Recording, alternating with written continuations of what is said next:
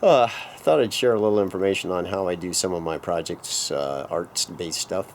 Um, Starting a sculpture here. My basic, the way I approach it is I find something usually on the internet, find a picture or something, sometimes a sculpture somebody's done, and I like the style that they have, and look at that, and I'll make a similar replicant of it with my interpretation rolled into it a little bit. In this case, I'm doing an abstract bird sculpture. I saw something I liked, the basic layout on it, with the use of a little bit of empty space, and it had some nice texturing to it.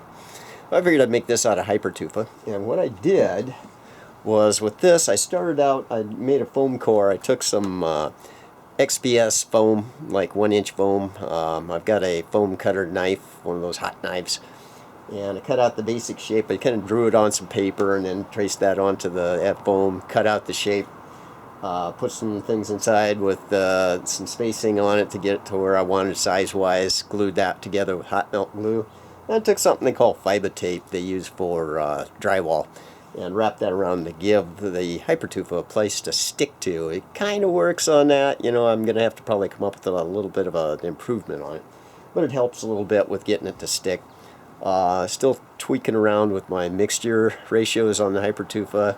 I've got to find something. I don't remember how it's pronounced, but there's like this kaolin or something like that clay that you can add that'll make the cement mixture a little more clay-like.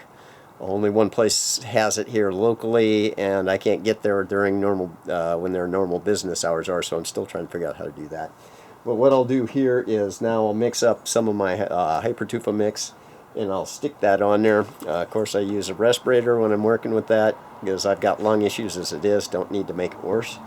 I do use a pair of some gloves. I just happen to have these back when I had a marine aquarium, which I don't have anymore. Most of the time, sometimes I'll stick my hands right in the cement mix, but it's kind of caustic, so you have to be careful about that. So I try to use some protective gear on that. I'll just come in and it'll take multiple days. I'll kind of go to each side, try to get it to stick, and hopefully it doesn't crack or fall off when I'm moving it around. And eventually I'll get this all coated up. And as I go through this, I may shoot some more videos on it. But this gets the core of what I'm starting with on it, and we'll see how this progresses. So I'll shoot some more videos again later.